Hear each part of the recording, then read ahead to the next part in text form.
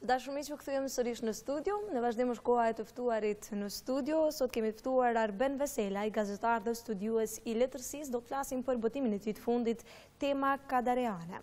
Mirëmëngjesit dhe mirësera. Pra ju sapo e keni botuar një interpretim kritik, nëse mund të themi, për letërsinë e shkrimtarit tonë të madh Ismail Kadare, çka ndoshta paraqet libri në pika të shkurtra të themi. Po, libri që sapo kam botuar, tema kaderane, është një interpretim teorik dhe kritik për një pjesë të letërsisë shkrimtarit tonë të madh Ismail Kadare.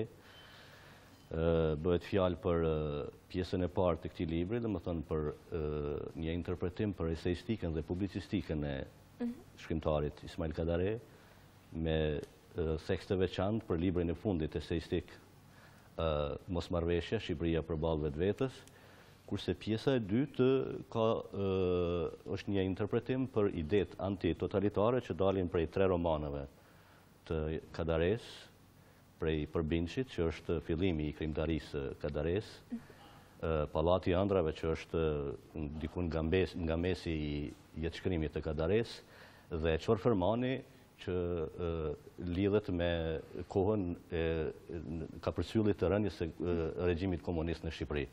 Domethënë, kjo është ajo struktura e këtij libri. Qasja ime hulumtuese për eseistikën dhe publicistikën e Kadares ka të bëjë kryesisht me librin Mosmarrveshja, por këtu kam vënë në shqyrtim edhe libra të tjerë publicistik dhe eseistik të Kadares, që prej librit parë, autobiografia e popullit në Vargje, pastaj Eskili ky humbës i madh, ftesë në studio, dhe libra të tjerë, domethënë të gjenisë eseistike dhe publicistike. Pastaj edhe të 2 libra me intervista që janë shumë interesante, domethënë prej të cilave dalin ide politike dhe kulturore, që dalin prej 2 librave me intervista Biseda në Paris nga Branka Bogovac dhe Ko Barbare nga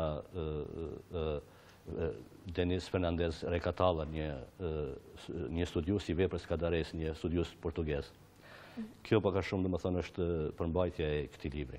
Mirë, ka shumë autorë që kanë shkruar për Ismail Kadare, po ndoshta cilat janë apo çfarë qasje të re keni sjellur në librin tuaj?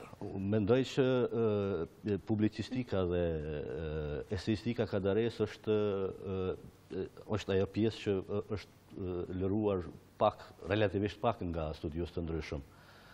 Dihet se Kadare është prej shkrimtarit domethënë më i studiuar nga autor nga studios shqiptar dhe të huaj, mirë po kryesisht është studiuar letërsia e tij imagjinative, romanet e tij të famshëm, domethënë që qysh prej Generalit ushtrisë vdekur dhe deri te romani i fundit e penguara.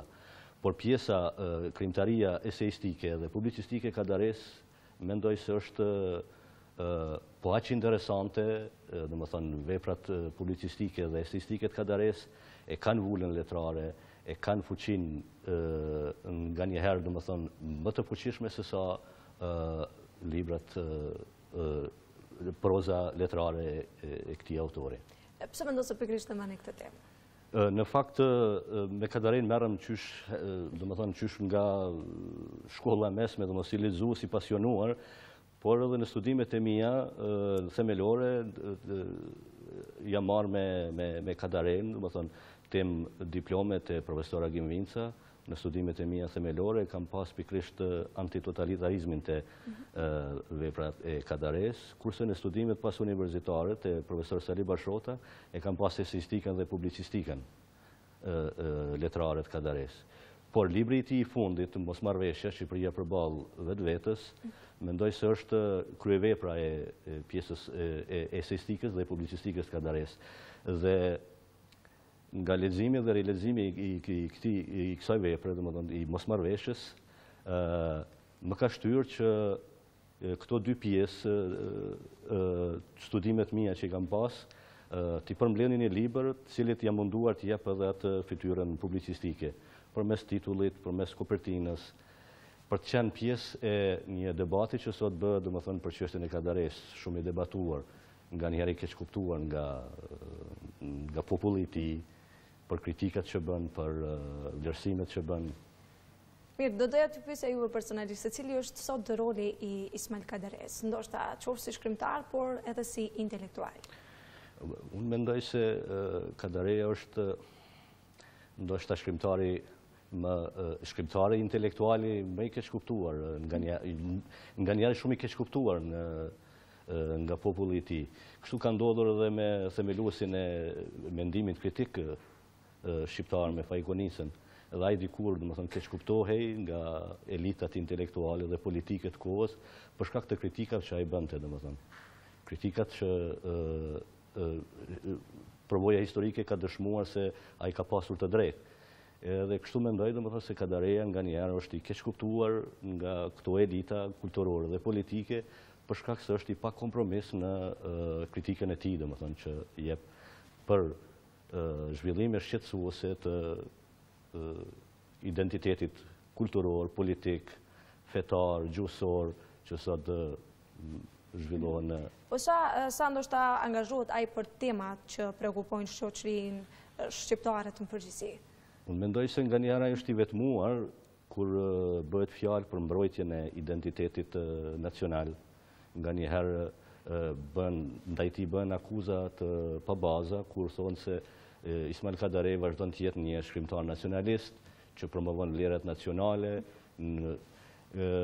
Ai mendoj se është mbrojtësi më i mirë i këtyre vlerave fundamentale të kombit dhe shtetit shqiptar, i identitetit evropian të popullit shqiptar, kulturës evropiane, kulturës shqiptare që është në gjiun e kulturës evropiane, pastaj të diversitetit religios të shqiptarëve, të mbrojtës i flakti i herojit kombëtar të shqiptarëve, mbi të cilën ai është prej intelektualëve, prej shkrimtarëve të paktë shqiptarë që sot mbrohen herojin kombëtar Gjergj Kastriotin, Skënderbeun, nga sulmet që janë të njohura për ne. Dhe kjo fushat e Kadares mund të quhet një Skënderbegiad, për shkak se ai mendon se kombi dhe shteti shqiptar ka lind nga premisa skënderbegiane që e ka mbruajtur rilinja kombëtare. A duhet që studiuesit të shkruajnë, të studiojnë, të hulumtojnë ma tepër rreth Ismail Kadares? Mendoj se,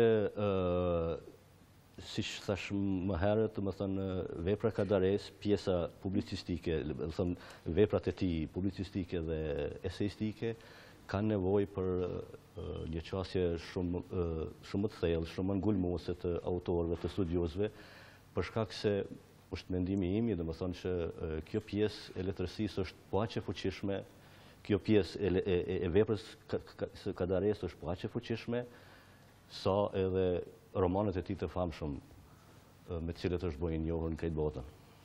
Edhe një pyetje për Ismail Kadaren. Do ta fitojë çmimin Nobel? Është vështirë të thuhet sepse që prej disa vitësh çmimi Nobel ka tradita e mirë e ndarjes së çmimit Nobel ka një shkarje, domethënë Nobeli jo çdo herë shkon tek autorët të shkrimtarët të vërtetë, të shkrimtarët të cilët kanë krijuar, shkrimtarët të cilët kanë dalë nga epokat e ndryshme, nga shoqëritë, nga letërsitë, siç është ajo letërsia e realizmit socialist që nxori Kadaren, domethënë nga presioni i madh diktatorial, doli një shkrimtar i madh. Por duhet thënë se Nobeli nuk e morën edhe shumë shkrimtarë të mëdhej, nuk e mori James Joyce, se mori Marcel Prousti, nuk e mori Milan Kundera, nuk e ka marrë, domethënë, por e kanë marrë disa autorë që pak a shumë, sidomos i vitit kaluar, ka qenë ajo me Bob Dylan, ka qenë skandaloze. Pastaj një vit më parë mori Svetlana Aleksijevich, ajo ishte një gazetare e mirë, që kishte hulumtuar krimet e komunizmit në Republikat Sovjetike. Mirë po, nuk ishte e rangut të shkrimtarëve të mëdhej, si Kadareja, Kundera dhe shumë të tjerë që janë në listën e pritjes për të marrë çmimin Nobel. Po, ju prisni që ky libër të jetë edhe debat publik, apo? Pjesë e shumë debateve publike.